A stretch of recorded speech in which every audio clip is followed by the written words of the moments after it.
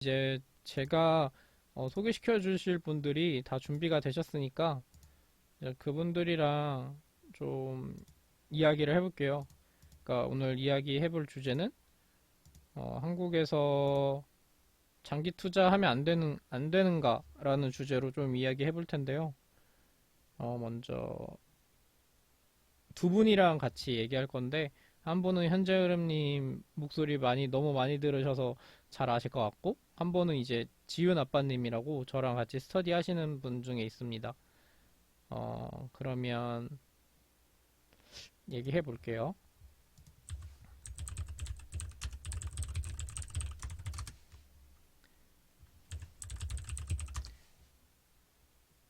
안녕하세요.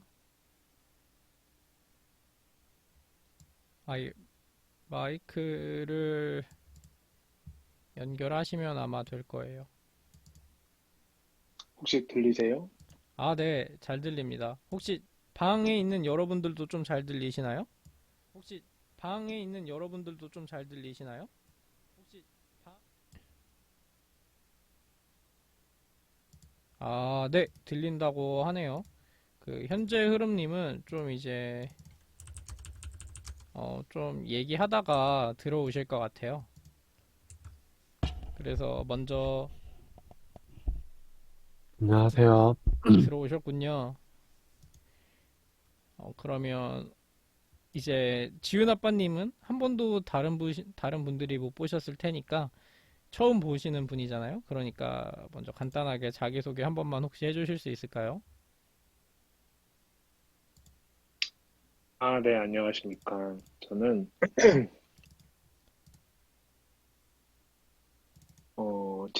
우선 직장인이고요. 그, 컨설팅 회사에 있다가, 지금은 외국계 보험사 기획팀에서 일을 하고 있고, 주식 투자는 대학생 학생 때, 대학생 때부터 했긴 했는데, 미국 주식을 먼저 시작을 했고, 한국 주식은 부동산이랑 같이 시작을 한 지 10년이 좀 넘은 것 같습니다. 음, 좋습니다. 그러면 나중에 뭐랄까 디테일한 이야기는 나중에 두영님만 모셔서 또 따로 지윤 아빠님만 모셔서 따로 해보기로 하고 그러면 오늘 주제인 한국에서 장기 투자는 안 되는 것인가로 얘기해 보려고 해요. 먼저 먼저 이게 소개부터 드리면 나스닥 종합지수 같은 거를 보면 이제 거의 보면 우상향밖에 안 했죠. 그렇죠. 그런데 반대로 우리나라 코스피 지수를 보면 어 사실 나스닥에 비해서 엄청 못 올랐습니다. 같은 기간 대비해서도 못 올랐고 지금은 또 1, 2, 3, 4, 5개월째 하락 중이죠. 이런 현상을 보이고 있어서 한국에서는 장기 투자는 안 되는 것인가로 이야기를 해보려고 하는데 안녕. 네. 먼저 그러면 우리 현재흐름님부터 혹시 이거에 대해서 얘기를 해주실 수 있을까요? 어, 사실 이제 장기 투자를 하는데, 만약에 지수에 투자를 한다라고 했을 때, 이제 지수에 투자할 거면 가장 이제 세계의 산업을 성장시키고 이끌어가는 곳에 투자해야 맞다고 생각을 해요. 그러면 당연히 미국에 투자를 해야 되고, S&P나 나스닥에 투자를 하는 게 맞을 것 같고, 근데 이제 여기서 장기 투자라는 게 이제 성립을 하려면 적어도 이제 뭐 종목을 사고 팔고 하지 않는 이상 그 내가 이 어떤 종목이나 어떠한 산업을 들고 갈 때 그 종목이나 산업이 계속 성장을 해줘야 장기 투자가 성공할 수 있다고 생각을 하거든요. 그런 걸 지금 딱 코스피와 나스닥이 딱 이야기해주고 있는 게 아닐까 그렇게 말씀을 드리고 싶습니다. 코스피와 나스닥이 이야기해 주신다고 했는데 코스피와 나스닥은 어떤 차이점이 있을까요?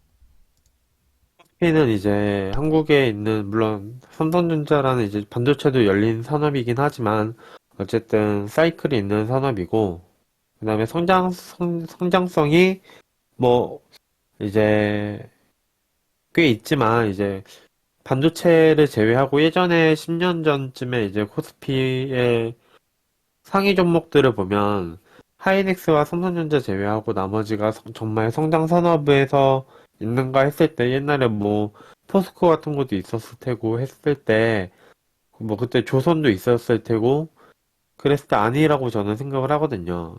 근데 이제 나스닥에 뭐 이제 구글이라던가 아마존 뭐 그리고 10년 전에 또 마이크로소프트도 있었을 거고 해갖고 이제 10년 전에 이제 그 당시에 있던 회사들을 보면 또 나름의 성장주가 되지 않을까 또 생각을 하고 또 중간에 이제 나스닥이나 S&P는 이제 바뀌잖아요. 아니 나스닥은 바뀌지 않지만 그 지수 추종할 때 종목 교체를 해주니까 그 이제 상위 레벨로 다시 올라오는 애들로 이제 교체가 되는데 이제 뭐 테슬라 같은 거나 페이스북 이런 게 지금 올라왔잖아요. 그런 걸 이제 또 걔네들이 맞춰서 추종을 하니까 이제 아무래도 얘네들은 이제 그런 성장 산업에 영위하고 있는 애들이 되게 크다 이렇게 볼 수 있겠죠. 많기도 하고 그러니까 한국에 비해서. 우리나라는 시크릿컬인데 반면에 미국은 성장 산업이 좀 많다. 약간 이런 뜻이겠네요. 네네 그쵸. 그러면 지윤 아빠님은 어떻게 네. 생각하시나요? 저도 동일한 것 같아요. 이게 우리나라가 수출로 먹고 사는 나라잖아요. 수출로 먹고 산다는 것 자체가 사이클이 있다는 거고, 그 사이클의 고점에 물리면, 이게 장기 투자하기 조금 힘든 구조인 것 같아요. 그 예를 들어 삼성전자도 물론 산업이 열려있긴 하지만, 메모리 쪽은 엄밀히 말하면 시클리컬인 거잖아요. 그래서 현대자동차도 뭐 지금은 전기차 때문에 그렇지만 엄연히 신차 사이클이라는 게 있는 산업인 거고 그래서 이제 보통 이제 장기 투자할 때 장기에 대한 개념이 사람마다 다르겠지만 상대적으로 이제 비교를 해보면 물론 우리나라에서도 장기 투자할 수 있는 기업들이 저는 분명히 있다고는 생각을 하지만 보편적으로 장기 투자하기 조금 편한 나라는 미국이 아닐까 싶긴 합니다. 그래서 만약에 저한테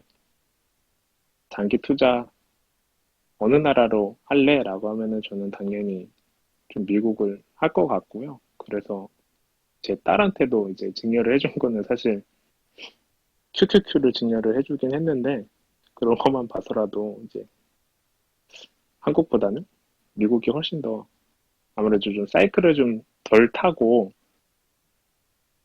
그리고 두 번째로는 우리나라는 이제 글로벌화가 되지 않으면 조금 쉽지 않잖아요. 예를 들어 네이버하고 카카오도 물론 엄청 좋고 위가 뚫려 있는 BM을 가지고 있긴 하지만 네이버하고 카카오도 항상 이제 질문을 받는 게 과연 쟤네들이 글로벌리 잘 성공할 수 있을까에 대한 물음표는 항상 있는 것 같아요. 그래서 이제 사람들이 약간 반신반의하는 것 같은데 이에 반해서 미국 같은 경우는 미국 안에서도 일단 워낙 소비력이 강한 나라고 미국 안에서 성공하면 다른 나라에서 글로벌화도 잘 되기 때문에 장기 투자에 있어서는 저는 한국보다는 미국이 조금 더 여러모로 낫지 않나라고 개인적으로는 생각을 해봅니다.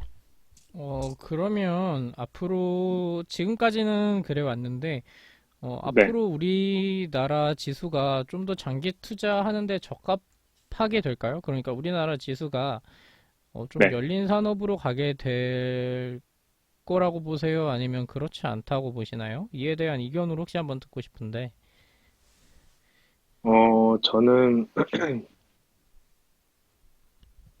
그렇게 지수 대폭발하는 시대는 잘 안 올 것 같아요. 저는 이제 2022년이 되면 더 철저하게 개별 종목 장세가 이루어질 것 같고, 물론 우리나라도 2차 전지나 뭐 반도체 등 좋은 산업들이 있지만 사실 뭐 지수가 뭐 일단 코스닥으로 보면 지수가 지금 엄청 좋아지려면 사실 바이오들이 엄청 잘 나가줘야 되거든요. 바이오들이 엄청 잘 나가줘야 저 되는데 코스닥만 보면 바이오가 거의 그, 상위 대부분에 있죠.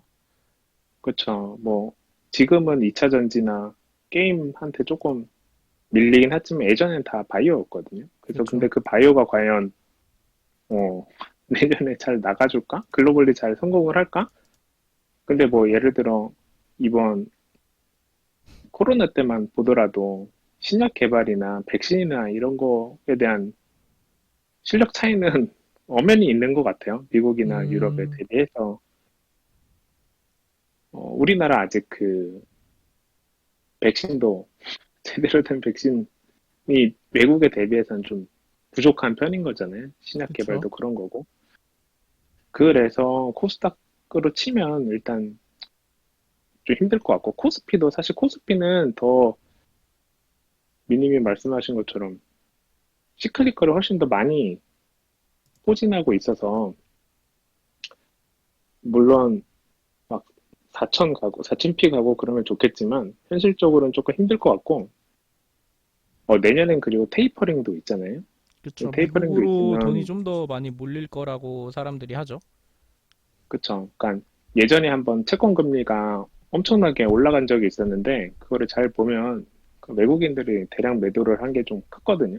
걔네들이 음, 무슨 뭐 한국 시장에 대한 숏을 치고 그런 게 아니라 일단 그냥 기계적으로 미국이 테이퍼링하고 금리를 올릴 것 같네. 그러면 일단 우리나라는 일단 이머징에 포함되어 있기 때문에 이제 기계적으로 숏을 많이 치는 것 같아요. 그래서 채권 금리가 급상승하기도 했고 음, 이제 이런 매크로적인 면을 보더라도 뭐 대세 상승이 다시 일어나기는 꽤 단기간에는 꽤 힘들지 않을까라고 생각을 하고 있습니다. 음. 그러면 이런 거에 대해서 현재 흐름님의 의견은 어떤가요? 앞으로 우리나라 증시의 성격이 좀 바뀔 수 있을까요? 저도 비슷하게 좀 힘들 것 같다 정도로 생각을 하고 있고, 뭐, 그 미국이 아니고, 뭐, 다른 이머징 국가들에 비해서는 한국이 분명 유리한 점이 있겠지만, 미국이랑 비교하는 순간 그게 별로 의미가 없다고 생각을 해요, 저도. 한국이 뭐, 다른 나라에 비해서 뭔가, 그 뭐, 새로운 그 기술에 대해서 좀 빠르게 받아들이고 그러는 편이긴 하지만, 결국은 그 기술을 뭐 카카오처럼 한국에서 뭐 페이스북 메시지 이런 것보다 훨씬 더 한국 안에서 카카오가 빨리 성장을 자리를 잡고 인프라를 갖추었더라도 그 카카오라는 기업이 외국으로 나가기 힘들잖아요, 아무래도. 그런 걸 봤을 때, 미국이 아닌 다른 나라랑 비교해서는 조금 유리할 수 있겠지만, 뭐, 이제 미국이랑 비교를 한다고 했을 때, 뭐, 그렇지 않다라고 저도 생각을 하고요. 네, 그래갖고 뭐 이제 만약에 지수의 중심으로 또는 대형주를 중심으로 투자를 한다고 하면 아무래도 한국보다는 미국이 훨씬 더 투자하기 편하고 난이도도 낮고 그다음에 미국은 한국인으로 해도 그게 세금 혜택이 있는지 잘 모르겠는데 장기 투자를 이제 하는 거에 조금 더 이제 이득을 주잖아요. 그런 걸 봤을 때 미국이 좀 더 쉽지 않을까 생각을 합니다.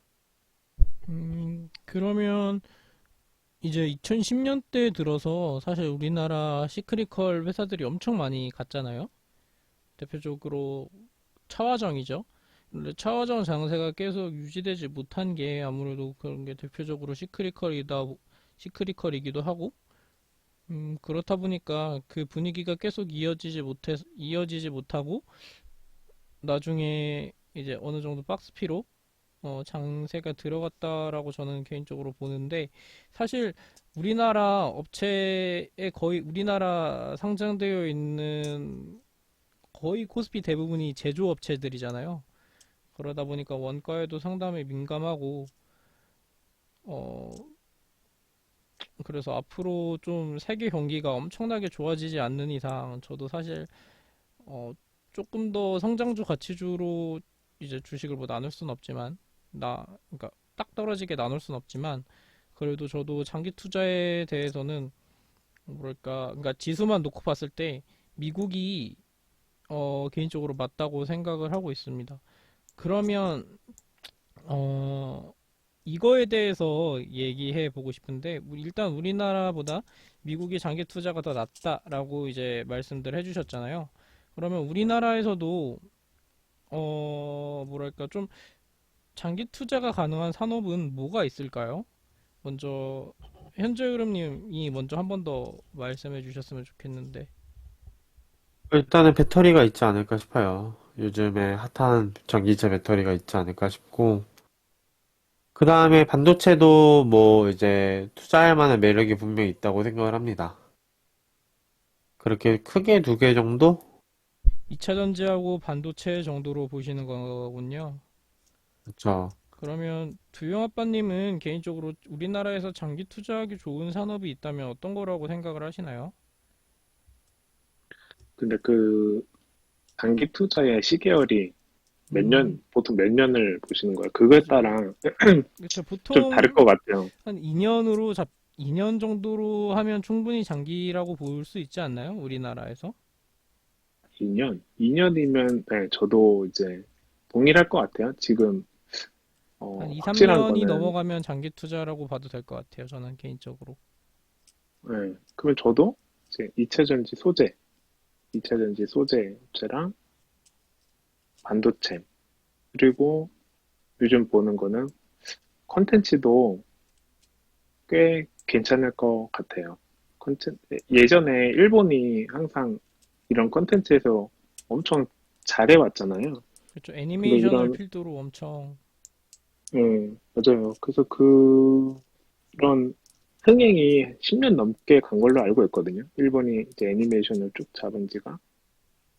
그래서 저희도 이제 우리나라도 콘텐츠가 이제 충분히 조금 먹힐 것 같아요.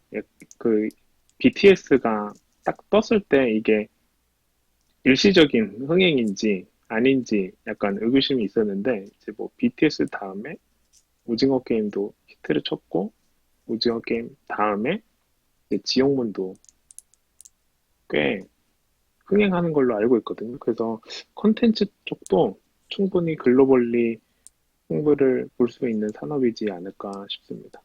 그러니까 개인적으로 생각하기에는 글로벌에서 좀 커나가는 산업들이 우리나라에서도 커나간다고 생각을 하는데 지금 글로벌에서 커나가는 게 약간 무형자산이나 컨텐츠나 뭐 반도체나 2차전지니까 개인적으로 그거에 그렇죠. 맞춰서 우리나라도 투자 전략을 짤 수 있다고 생각하고 있습니다. 그러면 또 어떤 게 있을까요? 그러면 만약에 저희가 산업에 대해서 지금까지 좀 짧게 이야기해 봤는데 사실 미국이랑 비교하는 순간 이 대화 자체는 좀 그렇죠. 의미 없어져 버리게 되는 거잖아요. 미국은 그렇죠. 그렇죠. 진짜 천조국이니까요. 그러다 보니까 맞죠. 이런 대화는 좀 의미가 없는 것 같고,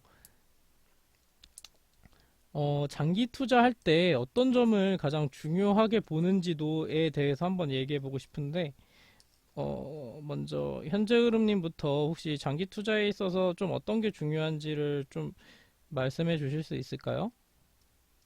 일단은 산업이 구조적으로 변할 때가 좀 중요한 것 같아요. 음, 이게 아까 컨텐츠를 말씀하셔서 이제 뭐 제가 생각이 든 것도 있는데 컨텐츠가 사실 이제 뭐 드라마, 영화만 있는 건 아니잖아요. 엔터만 있는 건 아니니까 뭐 웹툰도 이제 있을 수 있고 그리고 이제 한국 문화가 이게 조금 뭐 유명해졌다. 이거 뭐 이제 인기를 많이 얻게 된다면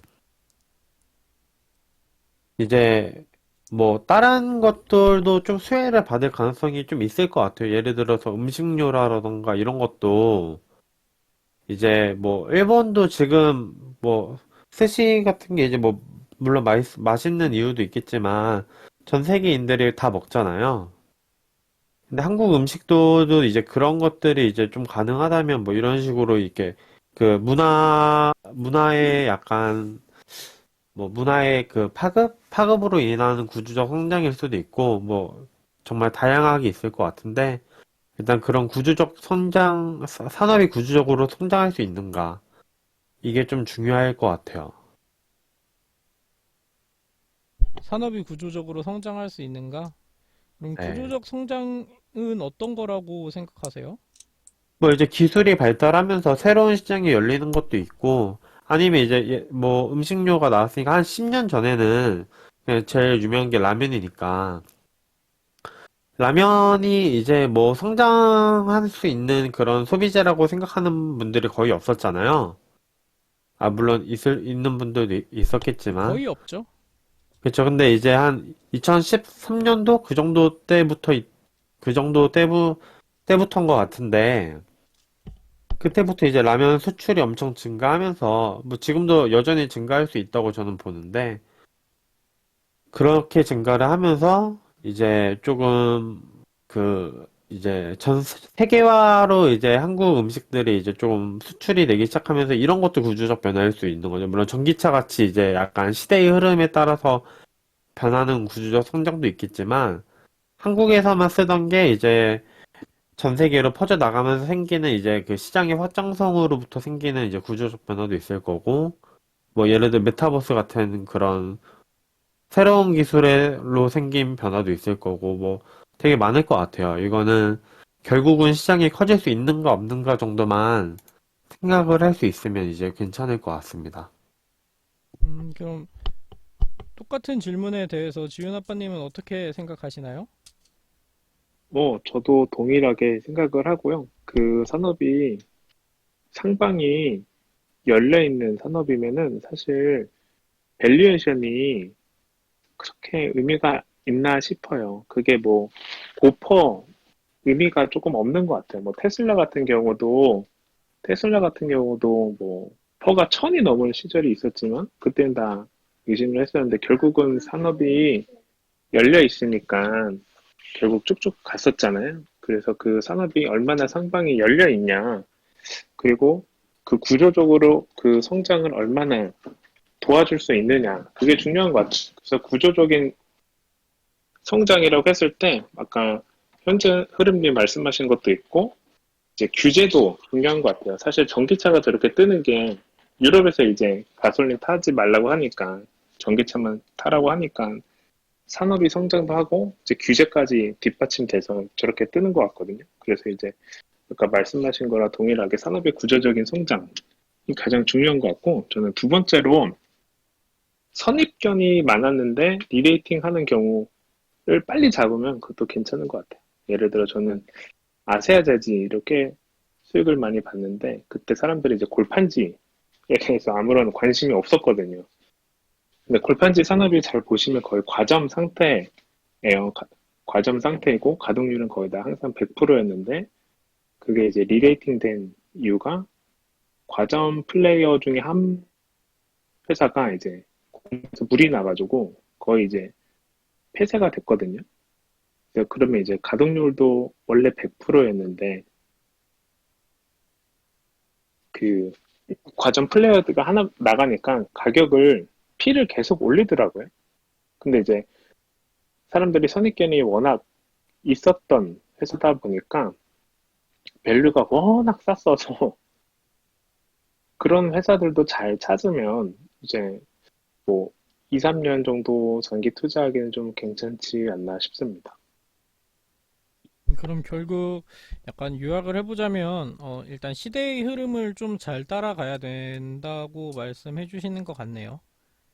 그, 두, 그쵸. 두 결국, 분 다 결국 시대의 흐름을 좀 잘 따라가야 된다라는 걸 이야기해 주시는 것 같고, 어, 그러니까 구조적 성장이라는 게 저도 똑같이 생각합니다. 사실 구조적 성장이라는 게 엄청 대단한 거일 수도 있지만, 약간 좀 뭐랄까 엄청 사소한 변화로부터 구조적 변화는 저는 나온다고 생각을 하거든요. 그러니까 우리나라 콘텐츠 산업이 이렇게 엄청 떠버린 게 뭐 물론 BTS나 사실 그런 것도 있지만 넷플릭스 때문이라고도 저는 생각하고 있어요. 근데 넷플릭스가 이제 들어와서 어쨌든 자신들의 이익을 위해서, 그러니까 한국 컨텐츠를 위해서 걔네가 콘텐츠를 제작하진 않잖아요. 그러니까 지네들 이익을 위해서 넷플릭스 컨텐츠를 제작하는데 사실 그런 게 떠서 이제 넷플릭스도 이제 서로 윈윈하는 거죠. 우리나라 컨텐츠 업체랑 그렇게 인기를 얻고 좀 다른 OTT 업체들도 우리나라를 좀 중요하게 생각하면서 한국 콘텐츠가 앞으로 인기를 얻어 나갈 수 있고 인기를 얻어 나갈 수 있다고 생각하는데 약간 이러한 변화들이 이런 좀 사소한 변화들 그러니까 어떤 새로운 업체의 등장으로 좀 많이 앞으로는 더 많이 이루어질 수도 있을 것 같아요. 어, 그러니까 지윤 아빠님이 사실 가장 먼저 저희 중에서는 그러니까 현재 흐름님이랑 두 분이서 가장 먼저 이제 보통 NFT 하고 게임의 변화를 가장 먼저 포착하신 분들이시잖아요. 약간 그런 것도 구조적 변화긴 한데, 그러니까 위메이드에 대해서 가장 먼저 제 주위에서는 가장 먼저 이야기해 주셨는데, 사실 그것도 뭐랄까, 위메이드가 안 했으면 다른 업체들이 뭐 위메이드나 뭐 다른 뭐 게임빌 뭐 그런 업체들도 있긴 하지만 그런 업체들이 안 했으면 다른 업체들 입에서 NFT 이야기는 나오는데 저는 한참 걸렸을 거라고 생각하거든요. 그렇죠. 그래서 진짜 그런 거를 좀 잘 포착하는 게 중요한 것 같습니다. 그리고 또 하나 제가 주목해서 들었던 건 그 지윤 아빠님이 말씀해 주셨던 것 중에 선입견. 저는 NFT에 대해서 선입견을 사실 갖고 있었거든요. 원래 암호화폐에 대해서 선입견을 갖고 있어서 NFT에 대해서도 약간 선입견을 갖고 있었는데 그런 선입견을 갖는다는 것 자체가 좀 변화에 뒤처질 수 있다고 저는 생각하고 있어요. 특히나 요즘 시대에서는 더 그런 것 같아요. 좀 다이나믹하니까요. 세계가.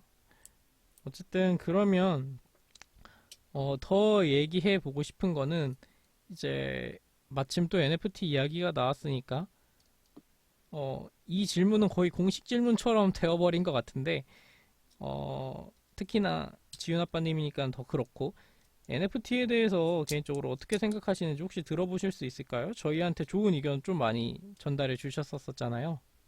그래서 좀 다시 한번 들어보고 싶은데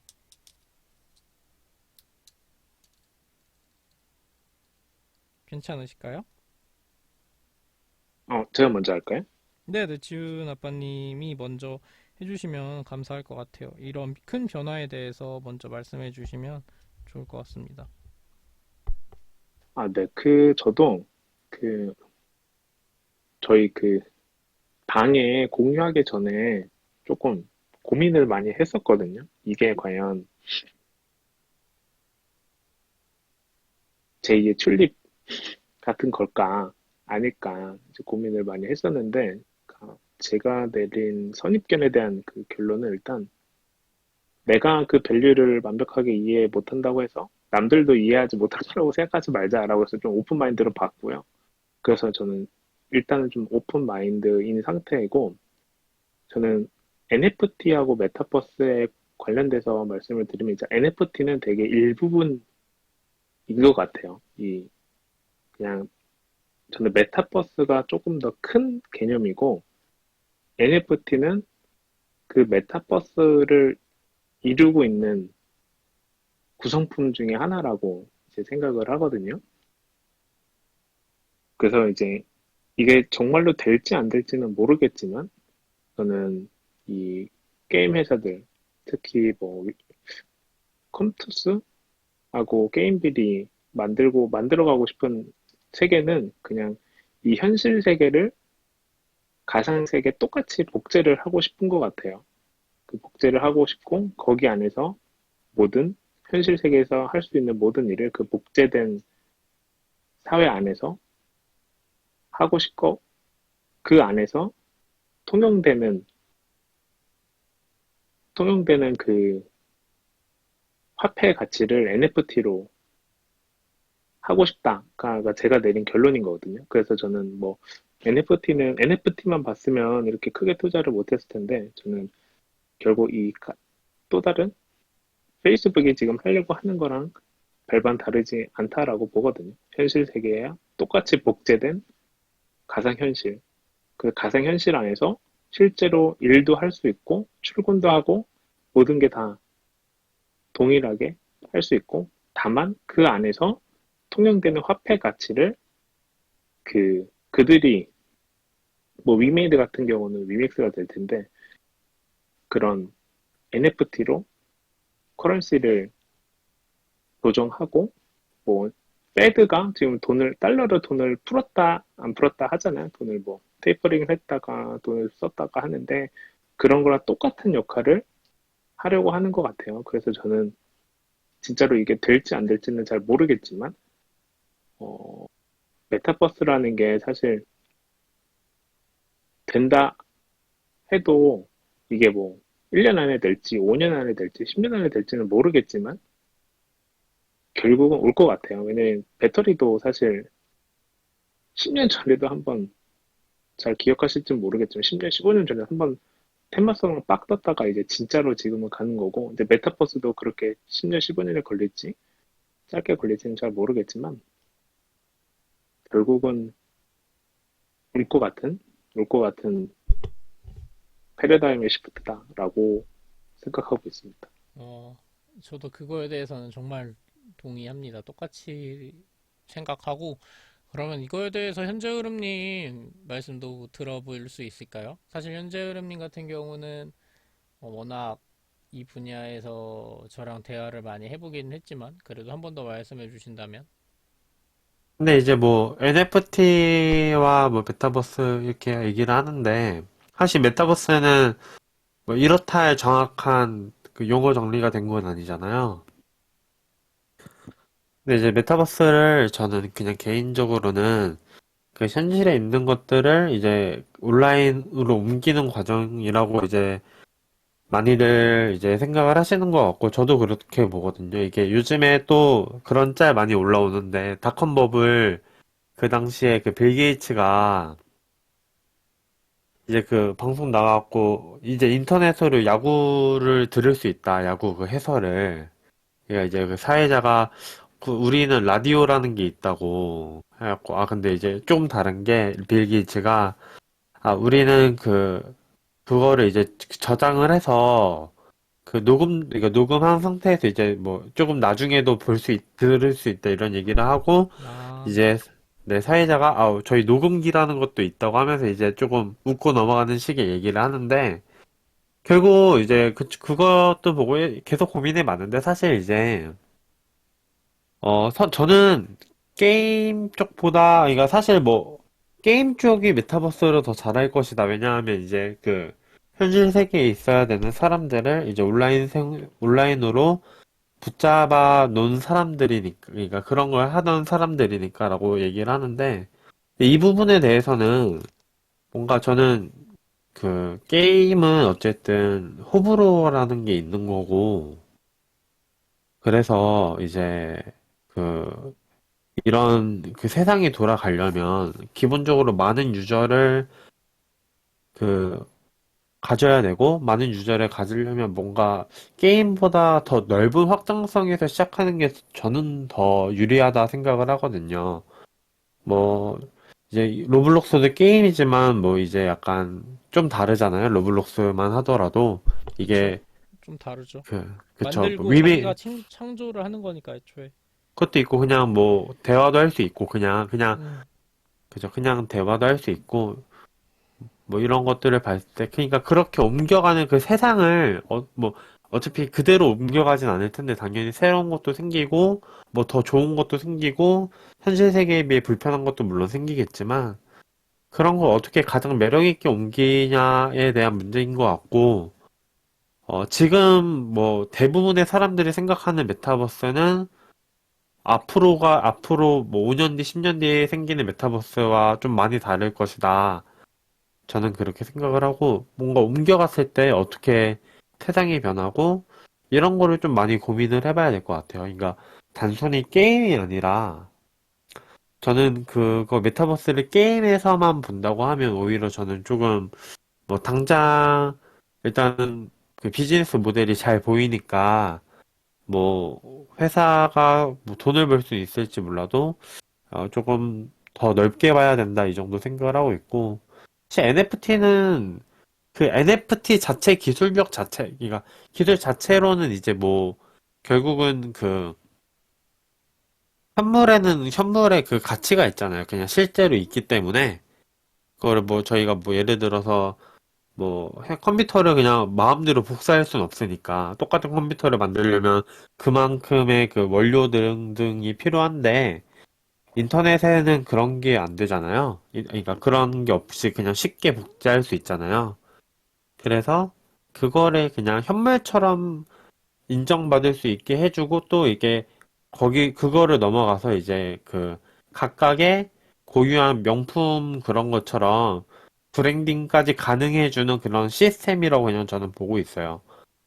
근데 이제 조금 더 많은 NFT 같은 기술뿐만 아니라 좀 더 많은 기술이 들어와야 이제 메타버스, 그때도 단어가 메타버스일지는 저도 잘 모르겠는데 메타버스가 좀 더 현실화되고 더 커질 수 있는 시장이 되지 않을까 생각을 하고 있습니다. 그러면 좀 약간 본론은 아니었지만 좀 파생돼서 메타버스 이야기도 해봤는데 다시 본론으로 돌아와서 우리는 어쨌든 투자자니까 어떤 방법론에 대해서도 좀 이야기를 해야 된다고 저는 개인적으로 생각해요. 그런데 만약에 또 구조적으로 성장하는 산업이 여러 가지가 잖아요. 그런데 혹시 그쵸. 자신만의 산업 선정 방법이라던가 그런 게 혹시 있으실까요? 먼저 지훈 아빠님부터 말씀해 주시면 좋을 것 같은데. 저는 일단 제일 먼저가, 어, 큐가 무한대로 늘어날 수 있는가? 물론 무한대는 없겠지만, 없겠지만, 또 배터리 소재도 사실 동일한 논리인 거잖아요. 배터리 소재에서 피를, 뭐 양극재, 음극재 이런 소재 회사들이 피를 가격을 올리기는 좀 쉽지 않을 것 같은데, 이제 Q의 성장성이 거의 지금 뭐 몇 년치 뒤 밸류를 땡겨와도 쭉쭉 잘 가는 현황이니까. 그래서 저는 일단 Q가 무한대로 좀 늘 수 있는가를 먼저 보고, 이제 두 번째로는 그거를 Q의 성장을 뒷받침해 줄 만한 규제가 있는가를 봅니다. 뭐 배터리도 다시 말씀을 드리면 배터리도 사실 미국이나 유럽에서 가솔린을 타든지 전기차를 타든지 니네 맘대로 해라 라고 했으면 이렇게까지는 못 갔을 것 같아요. 근데 이제 미국이나 유럽이나 둘 다 나라에서 전기차를 보조금까지 줘가면서 그리고 가솔린 이제 생산하지 말라고 이제 규제를 주다 보니까 이게 더 쭉쭉쭉 가는 것 같아요. 그래서 저는 Q의 성장성이 무한대로 보이는가, 그리고 그 Q의 성장성을 뒷받침해줄 만한 각국 글로벌 서포트가, 규제가 있는가를 보고, 이제 세 번째로는, 어, 이제 메타버스나 NFT 같은 이야기인데, 남들이 좋아해줄 만한 요소가 많은가도 저는 많이 봅니다. 이게 저는 투자를 해보면서 조금 피하고 싶은 스탠스가 나만의 밸류 트랩에 갇혀서 혼자 밸류 계산하고, 아, 이건 너무 싼데 왜 이렇게 시장에서 안 알아줄까? 이거 시장이 틀렸다. 언젠가는 반드시 알아줄 거야 하고 무한정 기다리는 거는 저는 그렇게 올바른 태도는 아닌 것 같아요. 그래서 세 번째로 말씀드리고 싶은 거는 남들이 홀릴 만한 요소가 많은가? 남들이 결국 이거를 얼마나 바잉을 해줄까? 그런 산업에 초창기에 좀 들어가면 되게 좋을 것 같아요. 그래서 저는 크게 요 세 가지를 많이 봅니다. 그러면 그 중에서도 이제 종목을 선정을 해야 되잖아요. 어쨌든. 그렇죠? 네네. 산업이 있으면 그 안에 또 종목이 있을 거고, 어쨌든 ETF를 사지 않는 이상 종목을 사는 게 주식 투자인데, 그러면 그 산업 안에서 어떤 종목을 선정하시나요? 어떻게 종목을 아, 선정하시나요? 종목 선정은 크게 두 가지가 있는데, 이제 제일 단순한 건 대장을 뽑습니다. 결국 대장이 잘 나가줘야 뭐 예를 들어 의류 쪽에서는 FNF가 제일 대장이라고 볼 수 있겠죠. 그래서 그 결국 그 대장을 뽑거나 아니면 두 번째로는 저는 개인적으로는 소재 업체를 좀 많이 좀 제일 밸류체인 밑단에 있는 업체를 주로 봐요. 그 밸류체인 밑단에 있고 그 밸류체인 밑단에서 여러 가지 업체들한테 다 공급을 할 수 있는 회사면 좀 좋을 것 같아요. 아니면 여러 회사한테 매출처가 완전히 다변화되어 있거나 아니면 어, 뭐 저는 LNF도 되게 좋아하는 기업인데 LNF가 그렇게 매출처가 다변화되어 있지는 않지만 테슬라한테 이제 매출을 하잖아요. 내가 매출하는 업체가 정말 글로벌리 압도적 1위 업체한테 매출을 한다라고 하면 그 업체 또한 좋아합니다. 그래서 저는 이제 좀 극단으로 가는 것 같아요. 대장주를 뽑거나 아니면 그 산업 체계에 있는 산업 밸류 체인 중에서 가장 밑단에 있는 소재 업체를 주로 봅니다. 예를 들어 음, 뭐 옛날에 미국에서 골드 러시 했을 때도 사실 돈 제일 많이 번 회사가 청바지 회사라고 하잖아요. 네, 리바이스. 네, 이제 그런 업체가 꼭 주식 시장에서도 잘 통하는 것 같아요. 음, 저도, 사실 이 이야기는 저희끼리도 처음 해보는 이야기잖아요? 네, 그렇죠. 저도 이제, 그 종목 선정 방법에 대해서 듣고 지금 많은 감명을 좀 받았습니다. 그러면 현재 흐름님한테도 똑같은 질문을 드릴 건데, 자신만의 혹시 산업 선정 방법하고 그 뒤에 이어서 종목 선정 방법까지 이야기해 주시면 감사할 것 같아요. 산업, 네, 이제 좋은 산업을 이제 당연히 사야 된다 생각하고, 근데 좋은 산업은 이제 얼마나 열려 있냐, 그리고 현재 가격이 크게 무리가 없다?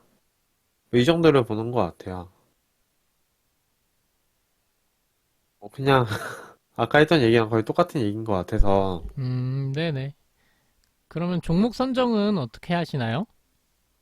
종목 선정은 이제 저는 뭐, 이것도 이제 근데 사실 산업마다 다른 얘기라서, 그래도 이제 뭐 기존에 있던 산업이라면, 예를 들어 배터리 같은 산업이라면, 기존에 하던 애들을 원래 제일 잘하겠죠. 그 당연한 얘기지만. 그 긴 시간 쌓아 올린 그 노하우가 그 쉽게 그 대체되긴 어려울 거 아니에요. 그런 의미에서 당연히 이제 그 그동안 가장 잘하던 애들을 하고 아니면 가장 선도하는 애들을 하겠죠. 이게 비슷한 얘기인 것 같긴 한데 이제 가장 먼저 시작했고 가장 그리고 다 이제 다 비슷한 조건에 있다면 그런 것들이 이제 두영님이 지훈 아빠님이 말씀하신 대로 그 이제 소재 쪽이 아무래도 조금 제일 유리하다고 생각을 해요, 저도. 왜냐하면 그 가장 이제 뭔가 가격 정가 같은 거 하기도 제일 유리한 위치에 있고, 그리고 가장 먼저 가격 정가를 시킬 수 있는 그런 위치에 있기도 하고, 그 다음에 그 가장 대체되어지기도 쉽지 않다고 봐갖고, 저도. 그래서 저도 그렇게 생각을 합니다. 저도 동의합니다. 사실 소재가, 뭐랄까, 매출 다변화시키기도 좋고, 조금 더 만약에 그 소재 쪽에서도 또 특별한 기술력을 갖고 있으면, 뭐랄까, 이익률 올리기도 훨씬 더 다른 업체들보다 쉽긴 하겠죠. 그러면 여기까지 이야기해봤고, 그 질문 하나 있는데, 혹시 아마 지윤 아빠님한테 질문하신 것 같은데, 남들이 사줄 만한 아이디어는, 네. 객관적으로 어떻게 알 수 있을까요? 라는 질문이 있는데, 이거는 정말 객관화하기 조금 힘들 것 같아요. 힘들 것 같고, 이게 정말 조금 감이지 않을까 싶습니다. 근데 이제, 굳이 또, 숫자로 보면은, 음, 이제 그런 회사들이 있을 것 같아요. 영업이익이 이렇게까지 나올 줄 몰랐는데, 이제 낼 만한 숫자들을 이제 한 2분기 정도 계속 찍어주면, 결국은 사람들이 좀 관심을 가져주지 않을까 싶습니다. 그래서 뭐 예를 들어 어, 아프리카 TV 같은 게 약간 조금 그런 것 같아요. 아프리카 TV가 저는 개인적으로 선입견도 깨부시는 회사고 결국 남들이 좋아해 줄 만한 회사라고 생각을 하는데 일단 아프리카 TV 같은 경우가 이제 선입견이 좀 있었죠. 이제 유튜브에도 있고 다른 플랫폼이 있는데 저런 아프리카 TV가 되겠어? 라고 해서 선입견이 좀 많았었고 근데 그 선입견을 가짐에도 불구하고 이제 아프리카 TV의 영업이익이 계속 미친 듯이 잘 나왔거든요. 그러니까 이제 다시 또 사람들이 엄청 좋아해 주더라고요. 그래서 저는 뭐 굳이 객관적으로 말씀드리자면 어, 그런 거죠. 이제 숫자가 미친 듯이 잘 나오거나 아니면 이건 두 번째는 약간 감인데 사람들이 많이 쓰는 거를 좋아해 줄 것 같아요. 예를 들어 배터리 얘기를 다시 돌아가 보면 전기차가 많이 쓰잖아요, 사람들이. 옛날보다는. 옛날보다 테슬라도 많이 보이고, 아이오닉도 많이 보이고, EV6도 많이 보이고, 사람들이 이제 많이 보이는 게 눈에 보이고, 이제 메타버스도 저도 사람들이 좋아해 줄 거라고 확신을 한 게, 제 주변에서 다 흑철을 캐고 있으니까. 그, 뭐, 좀 연령대가 있는 사람들도 다 저희 회사에서 흑철을 캐고 있더라고요. 그런 거 보면, 아, 저게 결국엔 사람들이 좀 좋아할 거다라고 조금 힌트를 잘 얻을 수 있는 것 같습니다. 음, 그러면 이제 어떤 저도 경험이, 여기서, 네네. 아니, 근데 이거 그, 뭐지? 그러니까 딱 그 가장 피해야 될 거는 딱 얘기할 수 있는 것 같아요. 그러니까 이제 그, 그러니까 당장 실적이 찍히지 않는데 너무 먼 미래면, 그러니까 이제 먼 미래에 될 것 같다 이런 거 있잖아요. 예를 들어서 뭐 우주라던가, 물론 요즘에는 이제 그 민간 여행, 민간 우주 여행 이런 것도 하겠지만 너무 먼 미래에 있는데 이제 그러니까 당장 실적이 찍히지 않는 먼 미래에 있는데 다른 사람들이 그런 거에 대해서 좀 잘 모르거나 좀 감흥이 없을 것 같다라고 하는 그런 종류만 조금 조심해서 투자하면 되지 않을까 생각을 합니다, 저도. 음, 그런 종목들이 사실 어떤 이슈를 받아서 딱 올라갈 수 있는데, 나중에 썰물 빠지듯이 빠지면 또 이제 엄청나게 빠지기도 하죠.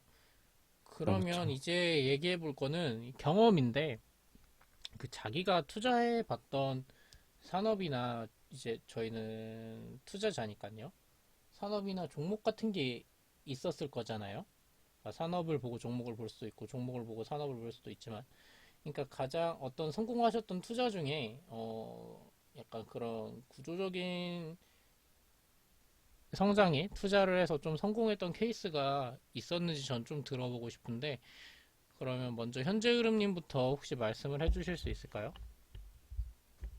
뭐, 전기차는 이 방송에서도 저번에 말씀을 드렸었으니까, 지금 물론 투자 중이긴 하지만, 그래도 뭐, 지금까지 봤을 때 실패라 하기는 어려운 것 같아서, 이제, 저는 전자담배를 이제 말씀드리고 싶어요. 전자담배가 이제, 저는 일단은 어떤 기준에서 봤냐면, 담배라는 게 이제 규제가 있는 산업이다 보니까, 그 규제에서, 그 이제 규제에서 국가가 전자담배를 막을 이유가 충분한가? 라고 일단은 처음에 생각을 했어요. 근데 이제 뭐 당장은 세금 문제라던가 뭐 그런 그 국가적으로 당장 세금적으로 손실을 볼 수 있는 그런 것들이 어느 정도 자리가 잡히고 해결이 된다면 전자담배가 이제 일반 담배보다 덜 해롭기 때문에 국가 입장에서 이제 뭐 사람들이 아프면 이제 뭐 세금도 쓰이고 아무래도 위로 치료하는데 이제 보건료가 나가니까 그런 것도 쓰이고 이제 뭐 명분에서도 이제 별로 좋지 않잖아요. 그래서 결국은 그 국가 입장에서 규제를 풀 것이고 그 다음에 파는 입장에서 담배를 파는 것보다 전자담배를 파는 게 더 이득인가를 봤을 때, 전자담배를 만드는 게 더 싸다고 해요.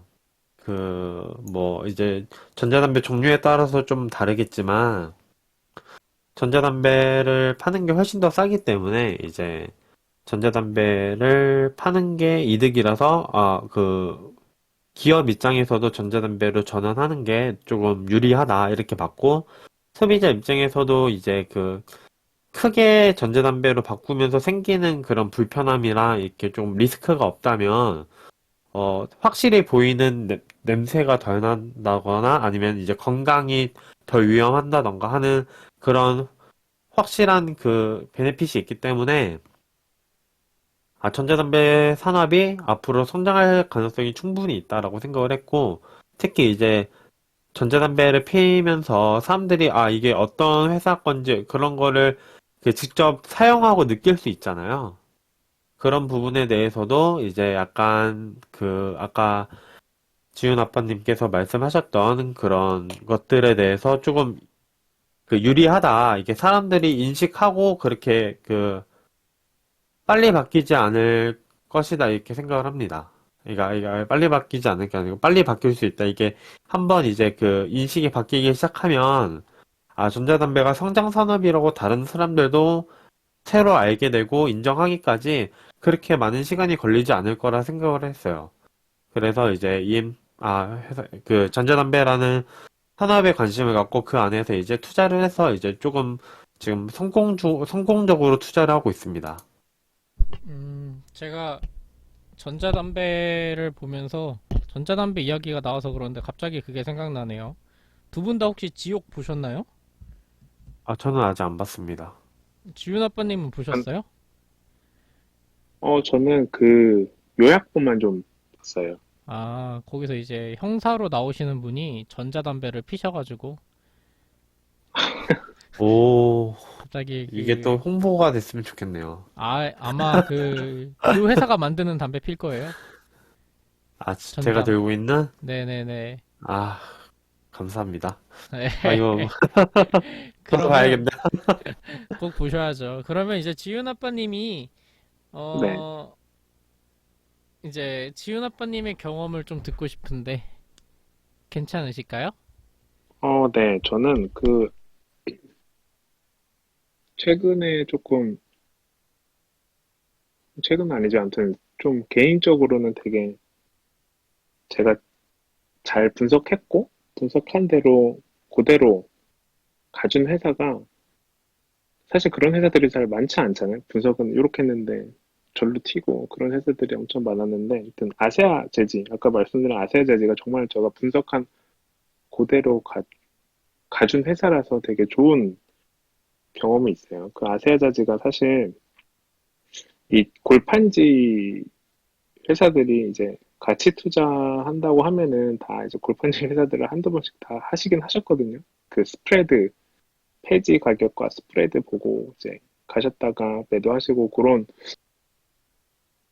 경험이 많은 회사인데, 그래서 사람들이 좀 관심이 없었어요. 왜냐면 이게 너무 좀 성장성이 닫혀 있다라고 생각을 했고, 투자자들이 이 회사를 투자한 유일한 이유는 스프레드가 벌어졌으니까 이익단이 좀 좋아질 거야 라고 해서 스프레드만 따라간 회사였는데, 제가 이제 여기에 좀 본격적으로 큰 금액을 투자한 계기가 아까 말씀드린 대로 이 골판지 회사는 다 과점이 돼 있어서 6개인가? 5개, 7개, 아무튼 요 되게 소수의 플레이어들이 다 과점하고 있는 상태였는데, 그래서 이제 첫 번째 트리거가 어, 쿠팡이 되게 크게 상장을 합니다. 쿠팡이 상장을 하면서 이제 쿠팡도 상장을 하면서 다들 인터넷 쇼핑을 엄청 하시기 시작하는 거예요. 오프라인보다는 이제 온라인에서 구매를 하시고, 그래서 온라인에서 구매를 해보면 다 박스가 오잖아요. 그게 다 이제 골판지로 만든 박스라서 저는 큐는 정말 이제 무한대로 늘어날 수 있겠다라는 생각이 들고 있었는데, 이제 거기서 과점 플레이어 중에 하나가 이제 불이 나서 드디어 이제 골판지 쇼티지가 옵니다. 근데 이제 사람들이 이제 상상을 못 하셨던 것 같아요. 저런 골판지 따위가 쇼티지가 날 수 있어? 널리고 널린 게 박스 아닐까? 라는 사람들의 선입견이 되게 강하셨던 것 같아요. 그래서 실제로 저는 불이 났을 때, 와, 이건 진짜 내일 다른 회사들이 상한가를 치면 어떡하지? 라고 엄청 걱정을 했는데, 불이 나고 타 회사들이, 그러니까 신대양 재지라는 회사가 불이 났는데, 그 다음날 저는 아세아재지 이런 데가 상한가를 칠 줄 알았는데, 그대로 있더라고요. 그래서 제가 고민을 했거든요. 아, 이게 내가 잘못 생각하고 있는 건가? 과점 플레이어 한 명이 나갔는데, 왜 경쟁사의 주가가 저렇게 가만히 있을까? 라고 약간 불안했지만, 그래도 1차적으로 조금 큰 금액을 거기다 투자를 했고요. 그러고 있다가 제가 두 번째로 좀 불타기를 한 원인이, 이제 저희 회사에서 뭔가 이제 고객들한테 이제 상품을 보내야 되는데, 그리고 저희도 다른 이런 벤더들한테 뭔가를 선물을 받아야 되고, 근데 그게 다 저희도 고객한테 못 내보내고, 저희도 못 받는 거예요. 그래서 이제 물어봤죠. 다른 벤더사한테. 왜 제때 안 주냐라고 했더니, 박스가 없어서 못 보낸다는 거예요. 그래서 저한테 물어보더라고요. 고객한테 박스 없이 그냥 선물만 비닐 포장해서 보내도 되냐고. 그래서 박스가 진짜 없다고. 라고 말을 해줘서 이제 그 말을 듣자마자 이제 2차 불타기를 했습니다.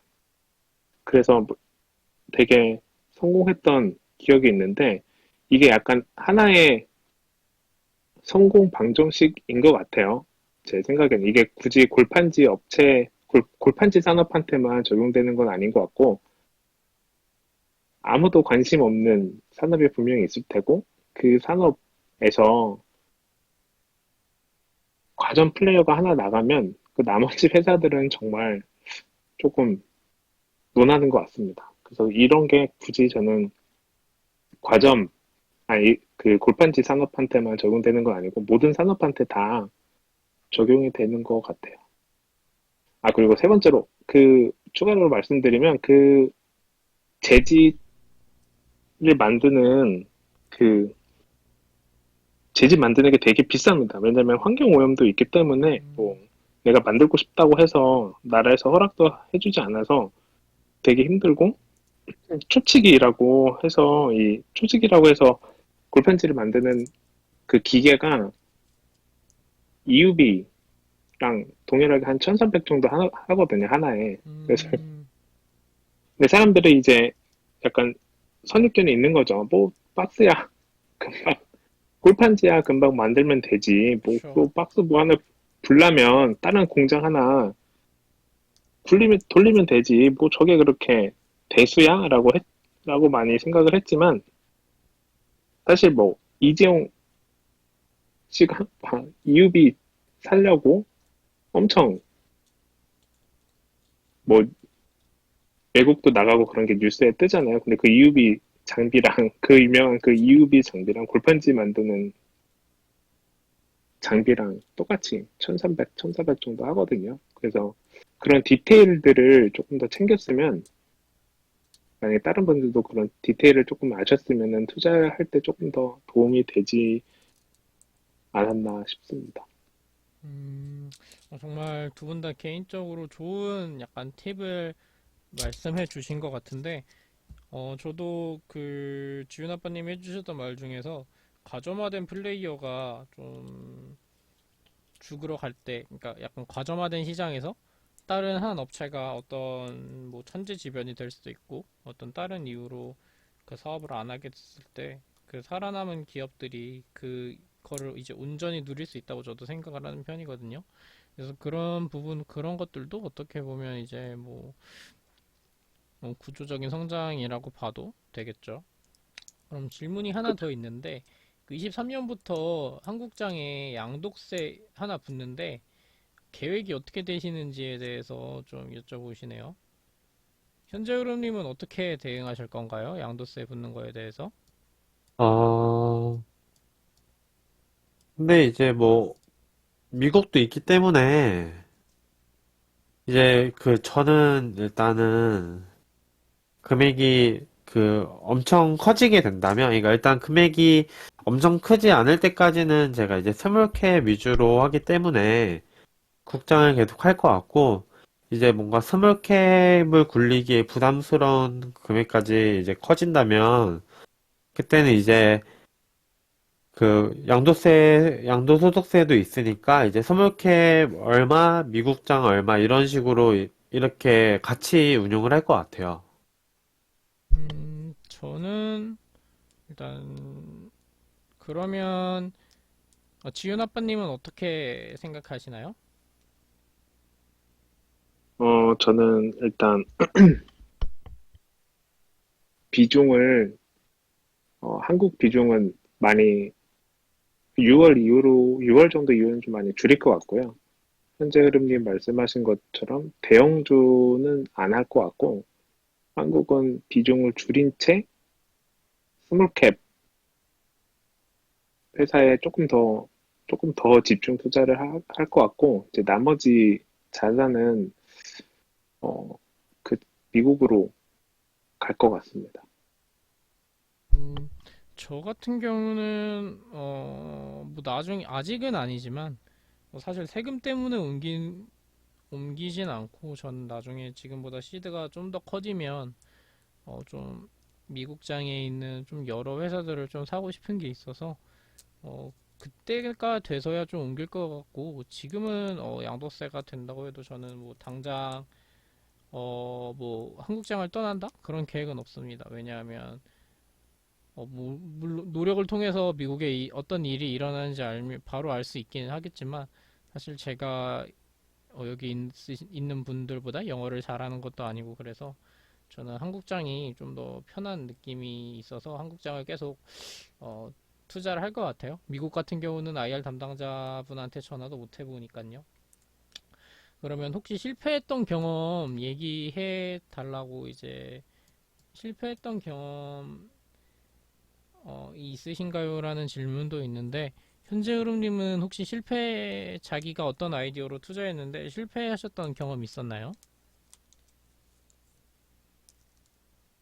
근데 이제 뭐, 큰 흐름이 바뀌어서 코로나로, 음, 근데 이제 제가 파라다이스라는 종목을 이제 뭐 큰 비중은 아니더라도 조금 들고 가고 있었는데, 그 아이디어가 이제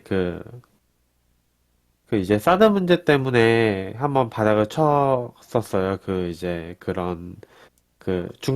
이제 파라다이스가 이제 카지노인데, 카지노도 하고 호텔도 하고.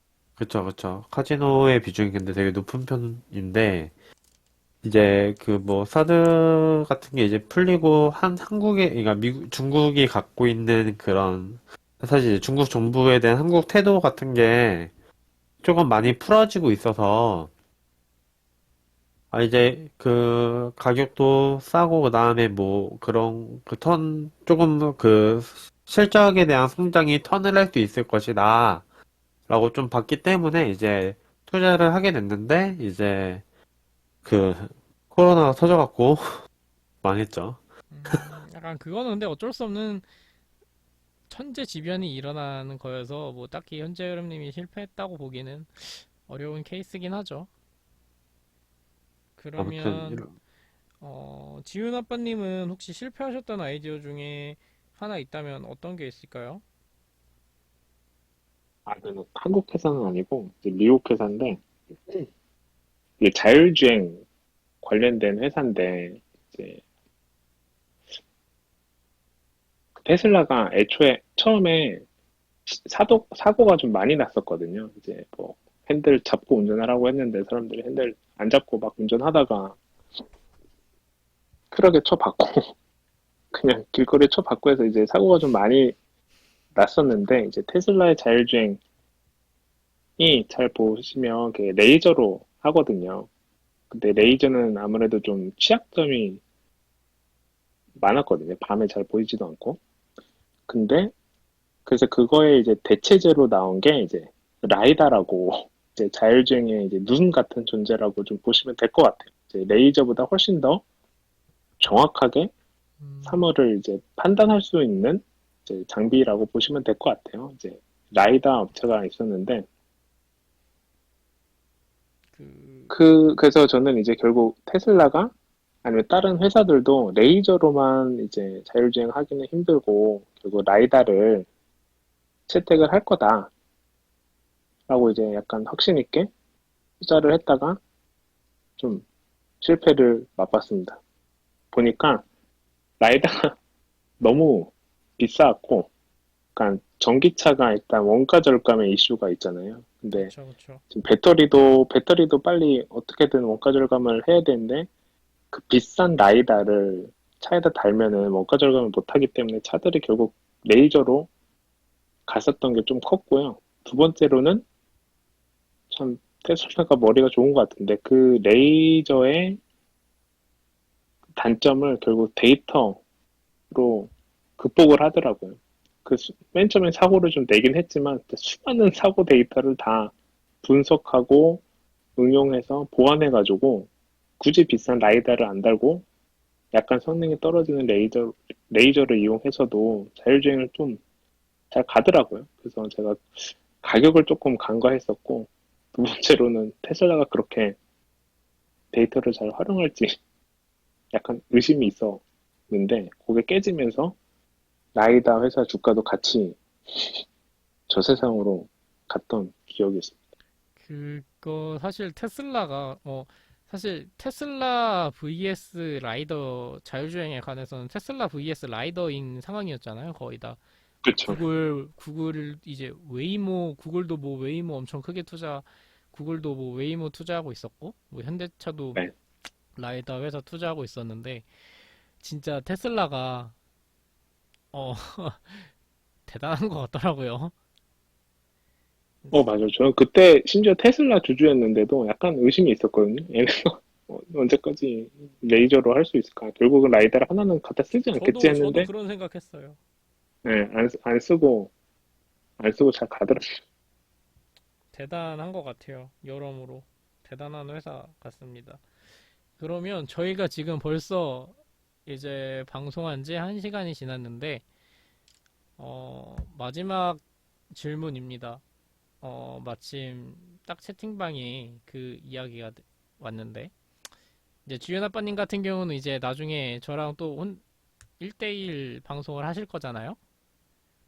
네, 그쵸? 네. 그러면 그 전에 먼저 혹시 이제 나와 주셨으니까 투자자로서 최종적인 목표나 혹시 꿈 같은 게 있으신가요? 일단 저는 또 인생은 한 번 사니까요. 좀 그쵸.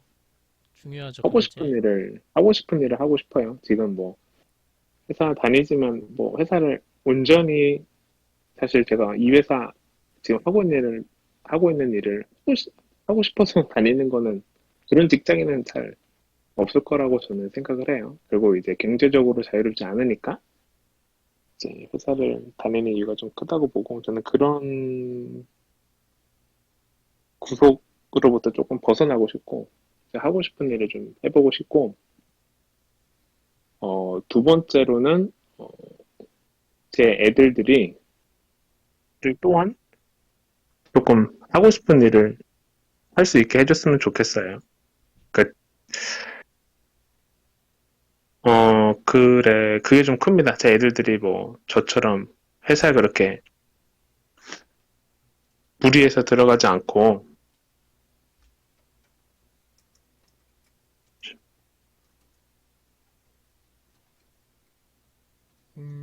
그러면 이제 어쨌든 경제적 자유나 그런 걸 위해서 좀 투자자로서 그런 걸 하신다는 말씀이신 거죠?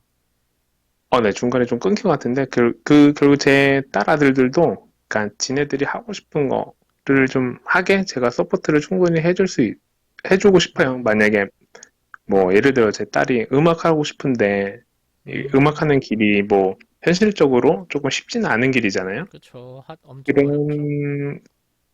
그런, 그런 선택의 순간이 왔을 때, 제가 자신 있게, 음악해, 음악해. 만약에 안 되면 아빠가 다시 일어설 수 있게 아빠가 손을 잡아줄게. 음, 딸한테, 제 아들한테 이제 그런 거를 좀 말해주고 싶어요. 그러려면 이제 제가 어느 정도 읽어놔야, 그쵸. 읽어놔야 그거를 이제 자신 있게 말을 할 수 있으니까. 그래서 저는 이제 두 가지입니다. 제가 하고 싶은 일을 하고 싶고, 두 번째는 제 자녀들도 지네들이 하고 싶은 일을 하면서 행복하게 살 수 있도록 경제적으로는 일단 좀 자유롭고 싶습니다. 저랑 굉장히 똑같은 목표여서 저는 결혼을 뭐 아직 하진 않았지만 어쨌든 저랑 굉장히 똑같은 목표여서 좀 동감이 갔고 그러면 현재 흐름님 같은 경우는 투자자로서 최종 목표나 꿈이 있으실까요? 어, 그, 이거에 가장 대해서는 유명한, 방송에서 이제 말씀은 안 해주셨었잖아요. 아, 네, 그쵸. 그, 많은 사람들이 이제 가장 유명한 투자자 하면 워렌 버핏을 꼽잖아요. 그쵸? 근데 저는 그 조금 더 투자라는 것을 좀 넓게 생각한다면, 이제 가장 유명한 투자자는 워렌 버핏이 아니고, 뭐, 제프 베조스가 될 수도 있고, 일론 머스크가 될 수도 있고, 뭐, 빌 게이츠가 될 수도 있다고 생각을 해요. 저도 똑같은 결국, 생각입니다. 그쵸. 저는 이제 그런 기업을 만드는 게 꿈입니다. 이제 현재 흐름님은 이제 내가 제프 베조스를 이제 빌 게이츠를 밟고 미국 시가총액 1위로 올라서겠다. 아, 그 정도는 아니고, 그냥 이제, 뭔가, 결국은 제가 회사를 운영하고, 회사를 키우고 싶은 그런 욕심이 있어요. 음, 그래갖고, 그런 쪽으로 조금, 계속 공부를 하고, 일단은, VC를 운영하면서 그러니까 VC를 운영하면서, 그 회사 운영에 대해서도 배우고, 뭐, 좀 괜찮은 회사를 인수를 한다던가, 아니면 뭐, 아마 창업은 제가 힘들 것 같고, 인수를 하고 싶은데, 그런 식으로 해서 조금 이제, 물론 그냥 투자도 계속 할 수 있겠지만, 이- 이제 조금 회사를 운영해서 뭔가 조금 사회에 좀 좋은 쪽으로 기여를 할 수 있는 그런 방향으로 좀 나가고 싶다. 이런 게 이제 제 꿈입니다. 저한테도 기여해 주실 거죠? 네, 알겠습니다. 그러면 오늘 벌써 1시간이 넘었네요. 1시간 10분이나 같이 했는데, 내일 월요일이잖아요? 아, 그쵸. 내일 뭐 하실 건가요? 내일 뭐, 쉬어야겠죠? 음, 그러면 지윤 아빠님은 내일 어떤 거 하실 계획이신가요? 내일은 네, 회사에서 일정이 많습니다. 아, 저는 내일 이제 저희가 또 다음 주 일요일에 또 모임이잖아요. 발표를 해야 되니까 그 PPT를 좀 작성하려고 해봅니다. 여러분들도 다음 주 일정 있으실 텐데 다음 주 일정 다들 잘 보내시길 바라고 시청자분들도 어, 다음 주 장도 다음 주 장도 좀 만약에 수익을 못 내신 분이 있다면 수익을 좀 잘 내시길 바라겠고 수익을 내신 분이 있다면 앞으로도 더 많이 좀 성공을 하셨으면 좋겠습니다. 그러면 오늘 방송은 여기까지 해볼게요. 제가 두 분한테는 이제 베라 싱글을 하나씩 보내드리도록 하겠습니다. 달달한 거 좋아하시나요? 감사합니다. 아, 그쵸. 지윤 아빠님은요? 네, 저는 다 괜찮습니다. 좋습니다. 그러면 이제 지윤 아빠님만 드시라고 이제 다른 분들이랑 같이 먹으면 안 되니까 지훈 아빠님만 드시라고 싱글 사드리는 거예요. 아시죠? 네, 감사합니다. 네, 절대 큰 사이즈는 이제 뺏길 수가 있으니까. 알죠? 네, 네, 오늘 고생 많으셨어요. 와주셔서 다들 같이 해주셔서 시청자분들도 토론자분들도 다들 감사합니다. 다음에 언제 킬진 모르겠는데 어, 조만간 다시 올게요.